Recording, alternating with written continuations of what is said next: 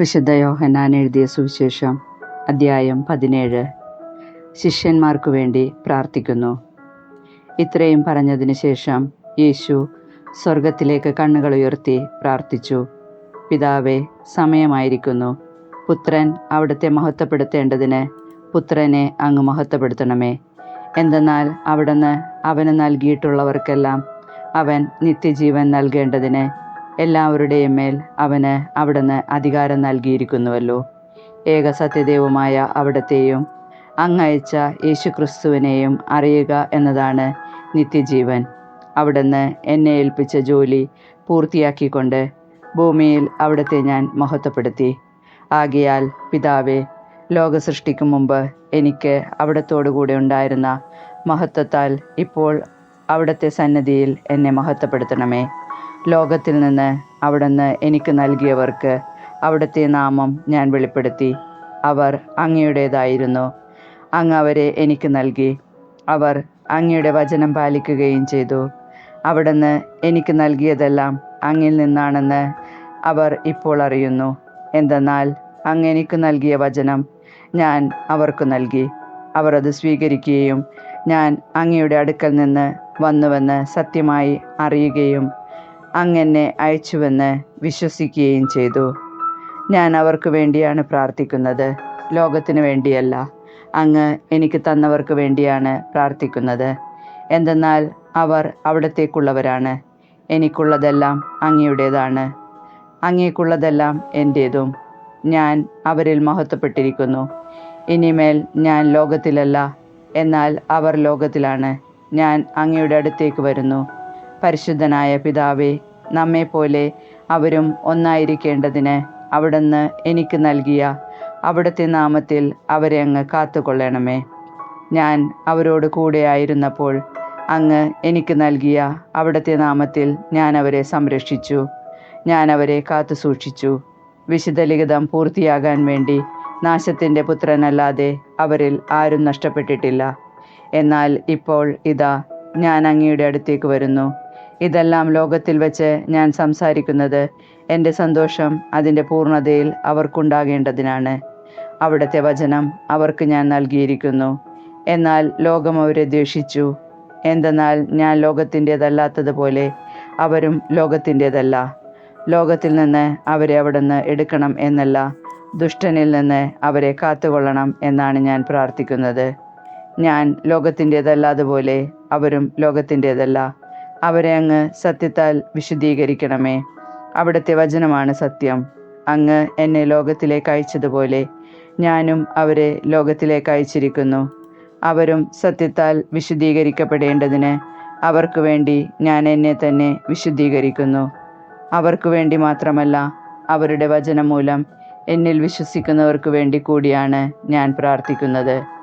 അവരെല്ലാവരും ഒന്നായിരിക്കാൻ വേണ്ടി പിതാവേ, അങ്ങ് എന്നിലും ഞാൻ അങ്ങയിലുമായിരിക്കുന്നത് പോലെ അവരും നമ്മിലായിരിക്കുന്നതിനും അങ്ങനെ അവിടുന്ന് എന്നെ അയച്ചുവെന്ന് ലോകം അറിയുന്നതിനും വേണ്ടി ഞാൻ പ്രാർത്ഥിക്കുന്നു. നാം ഒന്നായിരിക്കുന്നത് പോലെ അവരും ഒന്നായിരിക്കുന്നതിന് അങ്ങ് എനിക്ക് തന്ന മഹത്വം അവർക്ക് ഞാൻ നൽകിയിരിക്കുന്നു.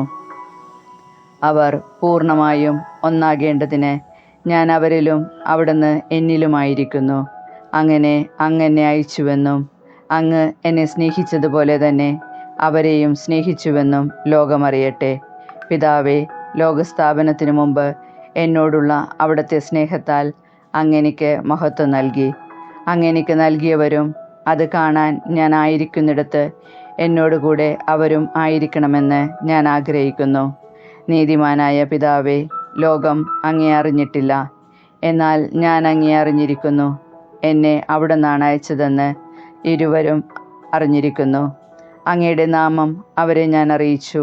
അവിടുന്ന് എനിക്ക് നൽകിയ സ്നേഹം അവരിലുണ്ടാകേണ്ടതിനും ഞാൻ അവരിലായിരിക്കേണ്ടതിനുമായി ഞാൻ ഇനിയും അത് അറിയിക്കും. വിശുദ്ധ യോഹന്നാൻ എഴുതിയ സുവിശേഷം അദ്ധ്യായം 18. യേശുവിനെ ബന്ധിക്കുന്നു. ഇത് പറഞ്ഞ ശേഷം യേശു ശിഷ്യന്മാരോടുകൂടെ കെദ്രോൺ അരുവിയുടെ അക്കരെ എത്തി. അവിടെ ഒരു തോട്ടമുണ്ടായിരുന്നു. അവനും ശിഷ്യന്മാരും അതിൽ പ്രവേശിച്ചു. അവനെ ഒറ്റിക്കൊടുത്ത യൂദാസിനും ആ സ്ഥലം അറിയാമായിരുന്നു. കാരണം യേശു പലപ്പോഴും ശിഷ്യന്മാരോടുകൂടെ അവിടെ സമ്മേളിക്കാറുണ്ടായിരുന്നു.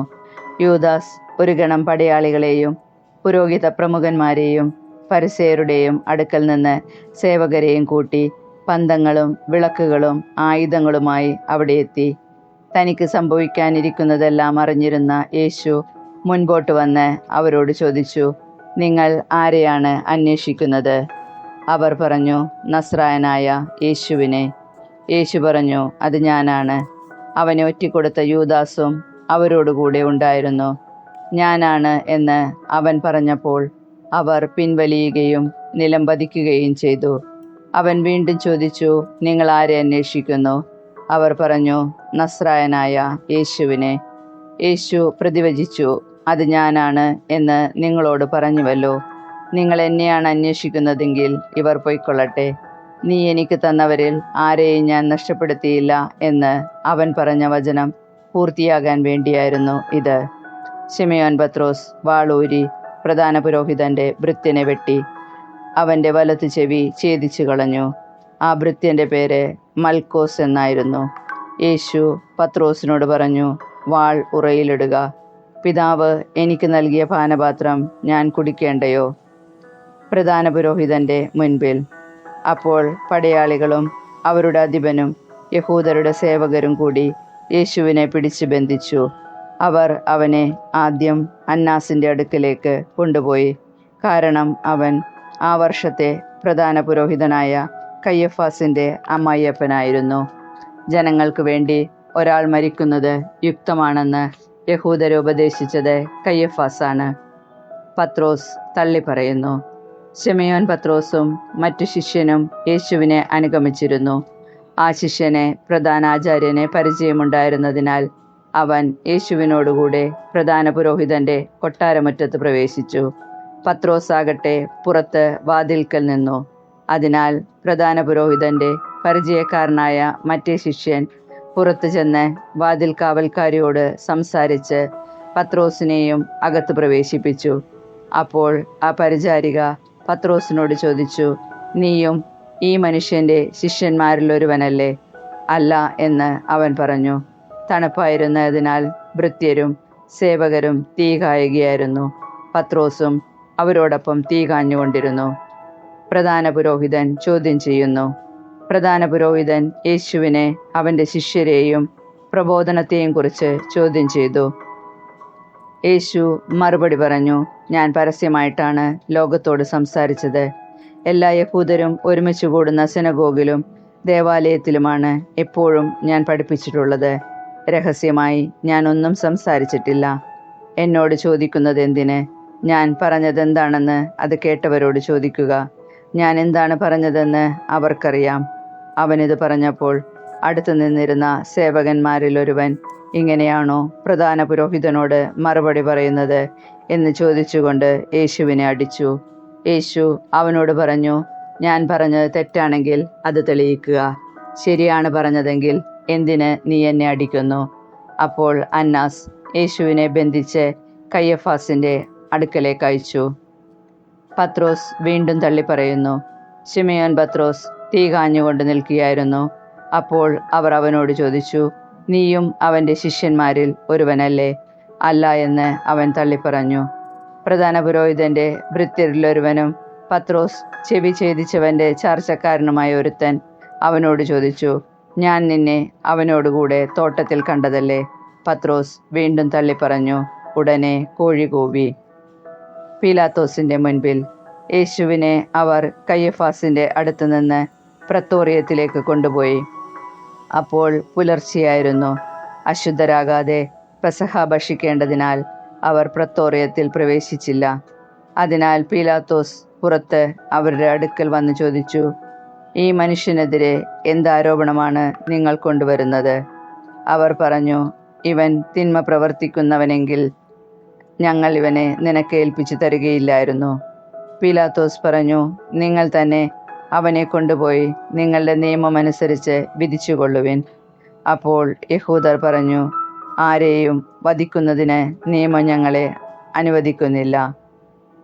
ഏതു വിധത്തിലുള്ള മരണമാണ് തനിക്ക് വരാനിരിക്കുന്നതെന്ന് സൂചിപ്പിച്ചുകൊണ്ട് യേശു പറഞ്ഞ വചനം പൂർത്തിയാകാനാണ് ഇത് സംഭവിച്ചത്.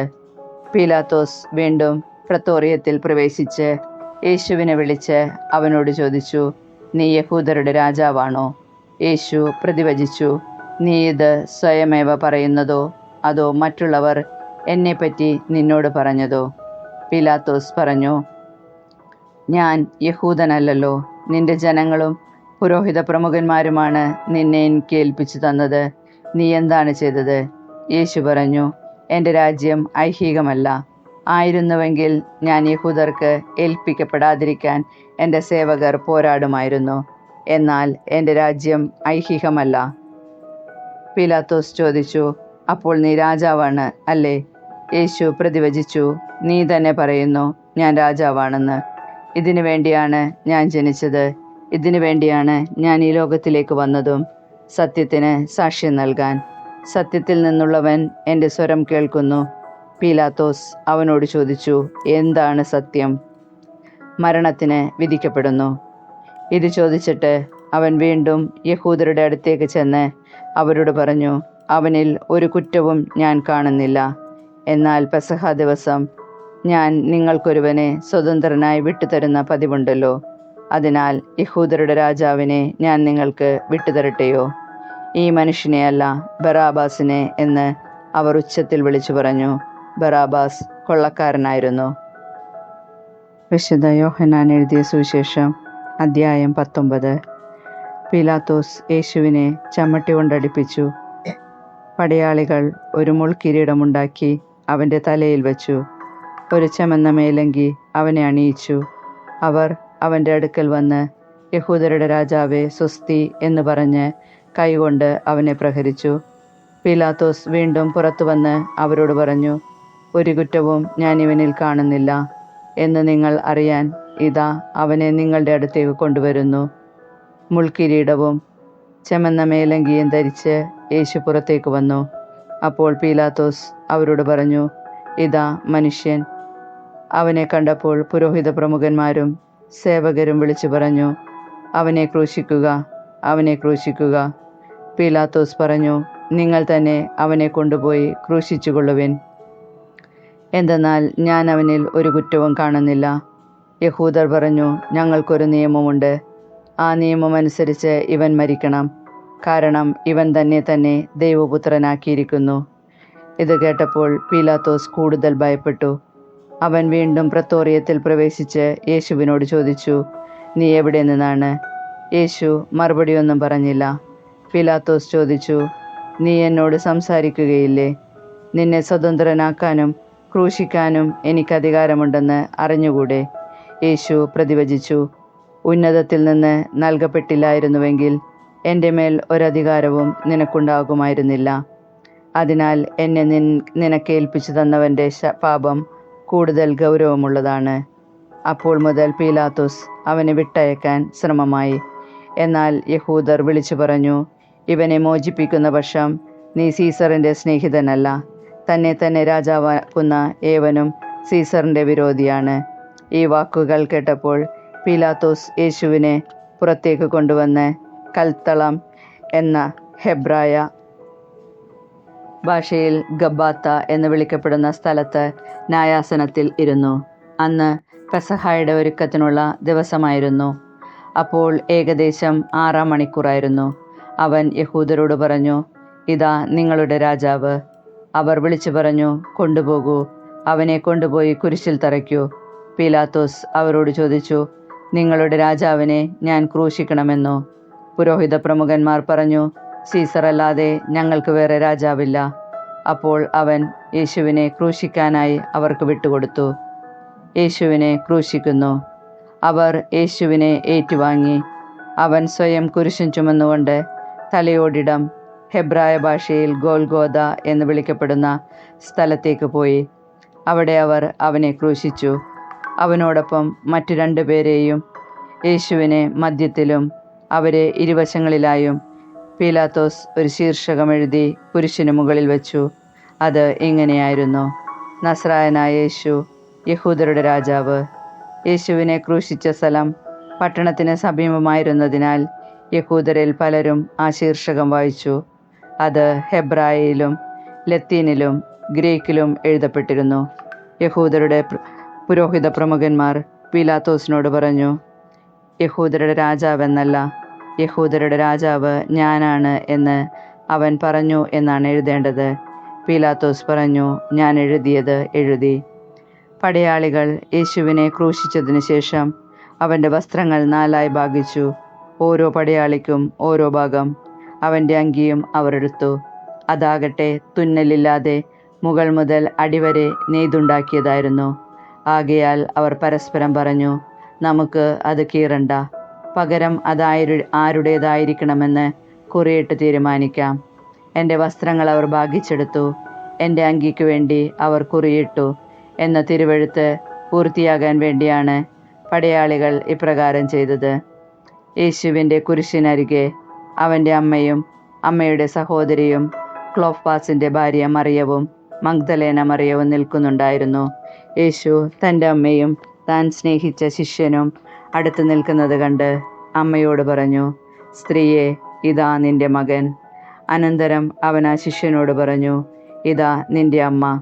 അപ്പോൾ മുതൽ ആ ശിഷ്യൻ അവളെ സ്വന്തം ഭവനത്തിൽ സ്വീകരിച്ചു. യേശുവിൻ്റെ മരണം. അനന്തരം എല്ലാം നിറവേറിക്കഴിഞ്ഞുവെന്ന് അറിഞ്ഞ് തിരുവെഴുത്ത് പൂർത്തിയാകാൻ വേണ്ടി യേശു പറഞ്ഞു, എനിക്ക് ദാഹിക്കുന്നു. ഒരു പാത്രം നിറയെ വിനാഗിരി അവിടെ ഉണ്ടായിരുന്നു. അവർ വിനാഗിരിയിൽ കുതിർത്ത ഒരു നീർപ്പഞ്ഞി ഹിസോപ്പ് ചെടിയുടെ തണ്ടിൽ വച്ച് അവൻ്റെ ചുണ്ടോടടുപ്പിച്ചു. യേശു വിനാഗിരി സ്വീകരിച്ചിട്ട് പറഞ്ഞു, എല്ലാം പൂർത്തിയായിരിക്കുന്നു. അവൻ തലചായ്ച്ച് ആത്മാവിനെ സമർപ്പിച്ചു. പാർശ്വം പിളർക്കപ്പെടുന്നു. അത് സാബത്തിനുള്ള ഒരുക്കത്തിൻ്റെ ദിവസമായിരുന്നു. ആ സാബത്ത് ഒരു വലിയ ദിവസമായിരുന്നു. സാബത്തിൽ ശരീരങ്ങൾ കുരിശിൽ കിടക്കാതിരിക്കാൻ വേണ്ടി അവരുടെ കാലുകൾ തകർക്കാനും അവരെ നീക്കം ചെയ്യാനും യഹൂദർ പീലാത്തോസിനോട് ആവശ്യപ്പെട്ടു. അതിനാൽ പടയാളികൾ വന്ന് അവനോടുകൂടെ ക്രൂശിക്കപ്പെട്ടിരുന്ന 2 പേരുടെയും കാലുകൾ തകർത്തു. അവർ യേശുവിനെ സമീപിച്ചപ്പോൾ അവൻ മരിച്ചു കഴിഞ്ഞു എന്ന് കാണുകയാൽ അവൻ്റെ കാലുകൾ തകർത്തില്ല. എന്നാൽ പടയാളികളിൽ ഒരുവൻ അവൻ്റെ പാർശ്വത്തിൽ കുന്തം കൊണ്ട് കുത്തി. ഉടനെ അതിൽ നിന്ന് രക്തവും വെള്ളവും പുറപ്പെട്ടു. അത് കണ്ടയാൾ തന്നെ സാക്ഷ്യപ്പെടുത്തിയിരിക്കുന്നു. അവൻ്റെ സാക്ഷ്യം സത്യവുമാണ്. നിങ്ങളും വിശ്വസിക്കേണ്ടതിന് താൻ സത്യമാണ് പറയുന്നതെന്ന് അവൻ അറിയുകയും ചെയ്യുന്നു. അവൻ്റെ അസ്ഥികളിൽ ഒന്നുപോലും തകർക്കപ്പെടുകയില്ല എന്ന തിരുവെഴുത്ത് പൂർത്തിയാകാൻ വേണ്ടിയാണ് ഇത് സംഭവിച്ചത്. മറ്റൊരു തിരുവെഴുത്ത് പറയുന്നു, തങ്ങൾ കുത്തിമുറിവേൽപ്പിച്ചവനെ അവർ നോക്കി നിൽക്കും. യേശുവിനെ സംസ്കരിക്കുന്നു. യഹൂദരോടുള്ള ഭയം നിമിത്തം യേശുവിൻ്റെ രഹസ്യ ശിഷ്യനായി കഴിഞ്ഞിരുന്ന അരിമത്തിയക്കാരൻ ജോസഫ് യേശുവിൻ്റെ ശരീരം എടുത്തു മാറ്റാൻ പീലാത്തോസിനോട് അനുവാദം ചോദിച്ചു. പീലാത്തോസ് അനുവാദം നൽകി. അവൻ വന്ന് ശരീരം എടുത്തു മാറ്റി. യേശുവിനെ ആദ്യം രാത്രിയിൽ ചെന്ന് കണ്ട നിക്കോദേമസും അവിടെ എത്തി. മീറയും ചെന്നിനായകവും ചേർന്ന ഏകദേശം 100 റാത്തൽ സുഗന്ധദ്രവ്യവും അവൻ കൊണ്ടുവന്നിട്ടുണ്ടായിരുന്നു. അവർ യേശുവിൻ്റെ ശരീരമെടുത്ത് യഹൂദരുടെ സംസ്കാര രീതി അനുസരിച്ച് സുഗന്ധദ്രവ്യങ്ങളോടുകൂടെ കച്ചയിൽ പൊതിഞ്ഞു. അവൻ ക്രൂശിക്കപ്പെട്ട സ്ഥലത്ത് ഒരു തോട്ടമുണ്ടായിരുന്നു. ആ തോട്ടത്തിൽ അതുവരെ ആരെയും സംസ്കരിച്ചിട്ടില്ലാത്ത ഒരു പുതിയ കല്ലറയും ഉണ്ടായിരുന്നു. യഹൂദരുടെ ഒരുക്കത്തിൻ്റെ ദിനമായിരുന്നതിനാലും കല്ലറ സമീപത്തായിരുന്നതിനാലും അവർ യേശുവിനെ അവിടെ സംസ്കരിച്ചു. വിശുദ്ധ യോഹന്നാൻ എഴുതിയ സുവിശേഷം അധ്യായം 20. ശൂന്യമായ കല്ലറ. ആഴ്ചയുടെ 1-ാം ദിവസം അതിരാവിലെ ഇരുട്ടായിരിക്കുമ്പോൾ തന്നെ മഗ്ദലേന മറിയം ശവകുടീരത്തിൻ്റെ സമീപത്തേക്ക് വന്നു. ശവകുടീരത്തിൻ്റെ കല്ല് മാറ്റപ്പെട്ടിരിക്കുന്നതായി അവൾ കണ്ടു. അവൾ ഉടനെ ഓടി ശിമയോൻ പത്രോസിൻ്റെയും യേശു സ്നേഹിച്ചിരുന്ന മറ്റ് ശിഷ്യൻ്റെയും അടുത്തെത്തി പറഞ്ഞു, കർത്താവിനെ അവർ കല്ലറയിൽ നിന്ന് മാറ്റിയിരിക്കുന്നു. എന്നാൽ അവനെ അവർ എവിടെ വച്ചുവെന്ന് ഞങ്ങൾക്കറിഞ്ഞുകൂടാ. പത്രോസ് ഉടനെ മറ്റേ ശിഷ്യനോടുകൂടെ കല്ലറയുടെ അടുത്തേക്ക് പോയി. അവർ ഇരുവരും ഒരുമിച്ച് ഓടി. എന്നാൽ മറ്റേ ശിഷ്യൻ പത്രോസിനേക്കാൾ കൂടുതൽ വേഗമോടി ആദ്യം കല്ലറയുടെ അടുത്തെത്തി. കുനിഞ്ഞു നോക്കിയപ്പോൾ കച്ച കിടക്കുന്നത് അവൻ കണ്ടു. എങ്കിലും അവൻ അകത്ത് പ്രവേശിച്ചില്ല. അവൻ്റെ പിന്നാലെ വന്ന ശിമയോൻ പത്രോസ് കല്ലറയിൽ പ്രവേശിച്ചു. കച്ച അവിടെ കിടക്കുന്നതും തലയിൽ കെട്ടിയിരുന്ന തുവാല കച്ചയോട് കൂടെയല്ലാതെ തനിച്ച് ഒരിടത്ത് ചുരുട്ടി വച്ചിരിക്കുന്നതും അവൻ കണ്ടു. അപ്പോൾ കല്ലറയുടെ സമീപത്ത് ആദ്യമെത്തിയ മറ്റേ ശിഷ്യനും അകത്ത് പ്രവേശിച്ച് കണ്ടു വിശ്വസിച്ചു. അവൻ മരിച്ചവരിൽ നിന്ന് ഉയർത്തെഴുന്നേൽക്കേണ്ടിയിരിക്കുന്നു എന്ന തിരുവെഴുത്ത് അവർ അതുവരെ മനസ്സിലാക്കിയിരുന്നില്ല. അനന്തരം ശിഷ്യന്മാർ മടങ്ങിപ്പോയി. യേശു മഗ്ദലേന മറിയത്തിന് പ്രത്യക്ഷപ്പെടുന്നു. മറിയം കല്ലറയ്ക്ക് വെളിയിൽ കരഞ്ഞുകൊണ്ട് നിന്നു. അവൾ കരഞ്ഞുകൊണ്ടിരിക്കുമ്പോൾ കുനിഞ്ഞ് കല്ലറയിലേക്ക് നോക്കി. വെള്ളവസ്ത്രം ധരിച്ച 2 ദൂതന്മാർ യേശുവിൻ്റെ ശരീരം വച്ചിരുന്നിടത്ത് ഒരുവൻ തലയ്ക്കലും ഇതരൻ കാൽക്കലുമായി ഇരിക്കുന്നത് അവൾ കണ്ടു. അവർ അവളോട് ചോദിച്ചു, സ്ത്രീയെ, എന്തിനാണ് നീ കരയുന്നത്? അവൾ പറഞ്ഞു, എൻ്റെ കർത്താവിനെ അവർ എടുത്തുകൊണ്ടുപോയി. അവർ അവനെ എവിടെയാണ് വച്ചിരിക്കുന്നതെന്ന് എനിക്കറിഞ്ഞുകൂടാ. ഇത് പറഞ്ഞിട്ട് പുറകോട്ട് തിരിഞ്ഞപ്പോൾ യേശു നിൽക്കുന്നത് അവൾ കണ്ടു. എന്നാൽ അത് യേശുവാണെന്ന് അവൾക്ക് മനസ്സിലായില്ല. യേശു അവളോട് ചോദിച്ചു, സ്ത്രീയെ, എന്തിനാണ് നീ കരയുന്നത്? നീ ആരെയാണ് അന്വേഷിക്കുന്നത്? അത് തോട്ടക്കാരനാണെന്ന് വിചാരിച്ച് അവൾ പറഞ്ഞു, പ്രഭോ, അങ്ങ് അവനെ എടുത്തുകൊണ്ടുപോയെങ്കിൽ എവിടെ വച്ചു എന്ന് എന്നോട് പറയുക, ഞാൻ അവനെ എടുത്തുകൊണ്ടുപോയിക്കൊള്ളാം. യേശു അവളെ വിളിച്ചു, മറിയം. അവൾ തിരിഞ്ഞ് റബ്ബോനി എന്ന ഹെബ്രായ ഭാഷയിൽ വിളിച്ചു, ഗുരു എന്നർത്ഥം. യേശു പറഞ്ഞു, നീ എന്നെ തടഞ്ഞു നിർത്താതിരിക്കുക. എന്തെന്നാൽ ഞാൻ പിതാവിൻ്റെ അടുത്തേക്ക് ഇതുവരെയും കയറിയിട്ടില്ല. നീ എൻ്റെ സഹോദരന്മാരുടെ അടുത്ത് ചെന്ന് അവരോട്, ഞാൻ എൻ്റെ പിതാവിൻ്റെയും നിങ്ങളുടെ പിതാവിൻ്റെയും എൻ്റെ ദൈവത്തിൻ്റെയും നിങ്ങളുടെ ദൈവത്തിൻ്റെയും അടുത്തേക്ക് ആരോഹണം ചെയ്യുന്നു എന്ന് പറയുക. മഗ്ദലേന മറിയം ചെന്ന്, ഞാൻ കർത്താവിനെ കണ്ടുവെന്നും അവൻ ഇക്കാര്യങ്ങൾ എന്നോട് പറഞ്ഞുവെന്നും ശിഷ്യന്മാരെ അറിയിച്ചു. ശിഷ്യന്മാർക്ക് പ്രത്യക്ഷപ്പെടുന്നു. ആഴ്ചയുടെ ആദ്യ ദിവസമായ അന്ന് വൈകിട്ട് ശിഷ്യന്മാർ യഹൂദരെ ഭയന്ന് കതകടച്ചിരിക്കെ യേശു വന്ന് അവരുടെ മധ്യേ നിന്ന് അവരോട് പറഞ്ഞു, നിങ്ങൾക്ക് സമാധാനം. ഇപ്രകാരം പറഞ്ഞുകൊണ്ട് അവൻ തൻ്റെ കൈകളും പാർശ്വവും അവരെ കാണിച്ചു. കർത്താവിനെ കണ്ട് ശിഷ്യന്മാർ സന്തോഷിച്ചു. യേശു വീണ്ടും അവരോട് പറഞ്ഞു, നിങ്ങൾക്ക് സമാധാനം. പിതാവ് എന്നെ അയച്ചതുപോലെ ഞാനും നിങ്ങളെ അയക്കുന്നു. ഇത് പറഞ്ഞിട്ട് അവരുടെ മേൽ നിശ്വസിച്ചുകൊണ്ട് അവരോട് അരുൾ ചെയ്തു, നിങ്ങൾ പരിശുദ്ധാത്മാവിനെ സ്വീകരിക്കുവിൻ. നിങ്ങൾ ആരുടെ പാപങ്ങൾ ക്ഷമിക്കുന്നുവോ അവ അവരോട് ക്ഷമിക്കപ്പെട്ടിരിക്കും. നിങ്ങൾ ആരുടെ പാപങ്ങൾ ബന്ധിക്കുന്നുവോ അവ ബന്ധിക്കപ്പെട്ടിരിക്കും. തോമസിൻ്റെ സംശയം. 12 പേരിൽ ഒരുവനും ദിദിമോസ് എന്ന് വിളിക്കപ്പെടുന്നവനുമായ തോമസ് യേശു വന്നപ്പോൾ അവരോടുകൂടെ ഉണ്ടായിരുന്നില്ല. അതുകൊണ്ട് മറ്റു ശിഷ്യന്മാർ അവനോട് പറഞ്ഞു, ഞങ്ങൾ കർത്താവിനെ കണ്ടു. എന്നാൽ അവൻ പറഞ്ഞു, അവൻ്റെ കൈകളിൽ ആണികളുടെ പഴുതുകൾ ഞാൻ കാണുകയും അവയിൽ എൻ്റെ വിരലിടുകയും അവൻ്റെ പാർശ്വത്തിൽ എൻ്റെ കൈവയ്ക്കുകയും ചെയ്തതല്ലാതെ ഞാൻ വിശ്വസിക്കുകയില്ല. 8 ദിവസങ്ങൾക്ക് ശേഷം വീണ്ടും അവൻ്റെ ശിഷ്യന്മാർ വീട്ടിലായിരുന്നപ്പോൾ തോമസും അവരോടുകൂടെ ഉണ്ടായിരുന്നു. വാതിലുകൾ അടച്ചിരുന്നു. യേശു വന്ന് അവരുടെ മധ്യത്തിൽ നിന്നുകൊണ്ട് പറഞ്ഞു, നിങ്ങൾക്ക് സമാധാനം. അവൻ തോമസിനോട് പറഞ്ഞു, നിന്റെ വിരലിവിടെ കൊണ്ടുവരിക, എൻ്റെ കൈകൾ കാണുക. നിന്റെ കൈ നീട്ടി എൻ്റെ പാർശ്വത്തിൽ വയ്ക്കുക. അവിശ്വസിയാകാതെ വിശ്വാസിയായിരിക്കുക. തോമസ് പറഞ്ഞു, എൻ്റെ കർത്താവേ, എൻ്റെ ദൈവമേ. യേശു അവനോട് പറഞ്ഞു, നീ എന്നെ കണ്ടതുകൊണ്ട് വിശ്വസിച്ചു. കാണാതെ തന്നെ വിശ്വസിക്കുന്നവർ ഭാഗ്യവാന്മാർ. ഈ ഗ്രന്ഥത്തിൽ എഴുതപ്പെടാത്ത മറ്റനേകം അടയാളങ്ങളും യേശു ശിഷ്യരുടെ സാന്നിധ്യത്തിൽ പ്രവർത്തിച്ചു. എന്നാൽ ഇവ തന്നെയും എഴുതപ്പെട്ടിരിക്കുന്നത് യേശു ദൈവപുത്രനായ ക്രിസ്തുവാണെന്ന് നിങ്ങൾ വിശ്വസിക്കുന്നതിനും അവനെ വിശ്വസിക്കുക നിമിത്തം നിങ്ങൾക്ക് അവൻ്റെ നാമത്തിൽ ജീവനുണ്ടാകുന്നതിനും വേണ്ടിയാണ്. വിശുദ്ധ യോഹന്നാൻ എഴുതിയ സുവിശേഷം അധ്യായം 21. യേശു വീണ്ടും പ്രത്യക്ഷപ്പെടുന്നു. ഇതിനുശേഷം യേശു തിബേരിയസ് കടൽ തീരത്ത് വെച്ച് ശിഷ്യന്മാർക്ക് വീണ്ടും തന്നെ വെളിപ്പെടുത്തി. അവൻ വെളിപ്പെടുത്തിയത് ഇപ്രകാരമാണ്. ശിമയോൻ പത്രോസ്, ദിദിമോസ് എന്ന് വിളിക്കപ്പെടുന്ന തോമസ്, ഗലീലിയിലെ കാനായിൽ നിന്നുള്ള നഥാനിയേൽ, സെബദിയുടെ പുത്രന്മാരും എന്നിവരും വേറെ 2 ശിഷ്യന്മാരും ഒരുമിച്ചിരിക്കുകയായിരുന്നു. ശിമയോൻ പത്രോസ് പറഞ്ഞു, ഞാൻ മീൻ പിടിക്കാൻ പോവുകയാണ്. അവർ പറഞ്ഞു, ഞങ്ങളും നിന്നോടുകൂടെ വരുന്നു. അവർ പോയി വള്ളത്തിൽ കയറി. എന്നാൽ ആ രാത്രിയിൽ അവർക്ക് ഒന്നും കിട്ടിയില്ല. ഉഷസ്സായപ്പോൾ യേശു കടൽക്കരയിൽ വന്നു നിന്നു. എന്നാൽ അത് യേശുവാണെന്ന് ശിഷ്യന്മാർ അറിഞ്ഞില്ല. യേശു അവരോട് ചോദിച്ചു, കുഞ്ഞുങ്ങളെ, നിങ്ങളുടെ അടുക്കൽ മീൻ വല്ലതുമുണ്ടോ? ഇല്ല എന്ന് അവർ ഉത്തരം പറഞ്ഞു. അവൻ പറഞ്ഞു, വള്ളത്തിൻ്റെ വലത്തുവശത്ത് വലയിടുക, അപ്പോൾ നിങ്ങൾക്ക് കിട്ടും. അവർ വലയിട്ടു. അപ്പോൾ വലയിലകപ്പെട്ട മത്സ്യത്തിൻ്റെ ആധിക്യം നിമിത്തം അത് വലിച്ചു കയറ്റാൻ അവർക്ക് കഴിഞ്ഞില്ല. യേശു സ്നേഹിച്ചിരുന്ന ആ ശിഷ്യൻ പത്രോസിനോട് പറഞ്ഞു, അത് കർത്താവാണ്. അത് കർത്താവാണെന്ന് കേട്ടപ്പോൾ ശിമിയോൻ പത്രോസ് താൻ നഗ്നനായിരുന്നതുകൊണ്ട് പുറങ്കുപ്പായം എടുത്തു ധരിച്ച് കടലിലേക്ക് ചാടി. എന്നാൽ മറ്റു ശിഷ്യന്മാർ മീൻ നിറഞ്ഞ വലയും വലിച്ചുകൊണ്ട് വള്ളത്തിൽ തന്നെ വന്നു. അവർ കരയിൽ നിന്ന് ഏകദേശം 200 മുഴത്തിലധികം അകലെയായിരുന്നു. കരക്കിറങ്ങിയപ്പോൾ തീ കൂട്ടിയിരിക്കുന്നതും അതിൽ മീൻ വച്ചിരിക്കുന്നതും അപ്പവും അവർ കണ്ടു. യേശു പറഞ്ഞു, നിങ്ങളിപ്പോൾ പിടിച്ച മത്സ്യത്തിൽ കുറെ കൊണ്ടുവരുവിൻ. ഉടനെ ശിമിയോൻ പത്രോസ് വള്ളത്തിൽ കയറി വലിയ മത്സ്യങ്ങൾ കൊണ്ട് നിറഞ്ഞ വല വലിച്ച് കരക്ക് കയറ്റി. അതിൽ 153 മത്സ്യങ്ങളുണ്ടായിരുന്നു. ഇത്രയധികമുണ്ടായിരുന്നിട്ടും വല കീറിയില്ല. യേശു പറഞ്ഞു, വന്ന് പ്രാതൽ കഴിക്കുവിൻ.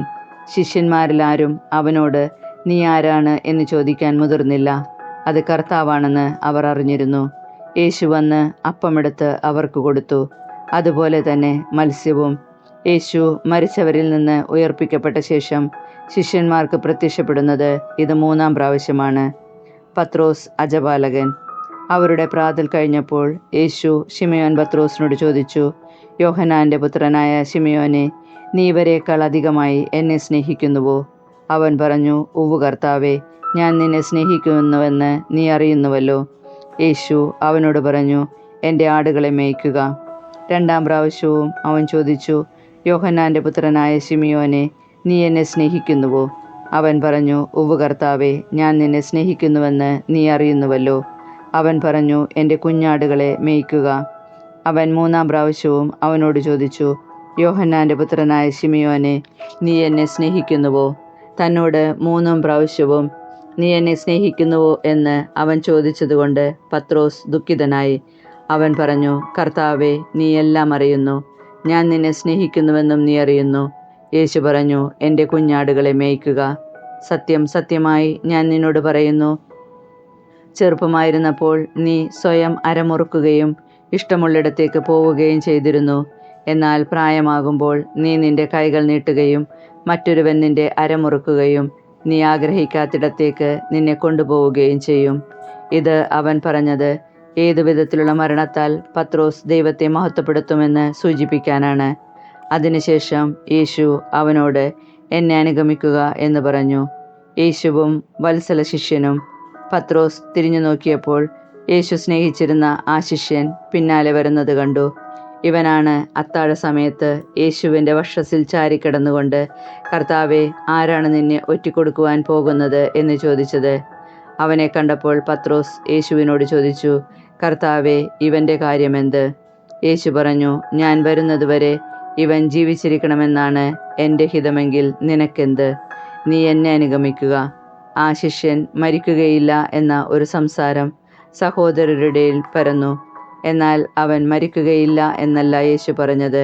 പ്രത്യുത ഞാൻ വരുന്നതുവരെ അവൻ ജീവിച്ചിരിക്കണമെന്നാണ് എൻ്റെ ഹിതമെങ്കിൽ നിനക്ക് എന്താണ് എന്നാണ്. ഈ ശിഷ്യൻ തന്നെയാണ് ഈ കാര്യങ്ങൾക്ക് സാക്ഷ്യം നൽകുന്നതും ഇവ എഴുതിയതും. അവൻ്റെ സാക്ഷ്യം സത്യമാണെന്ന് ഞങ്ങൾക്കറിയാം. യേശു ചെയ്ത മറ്റു പല കാര്യങ്ങളുമുണ്ട്.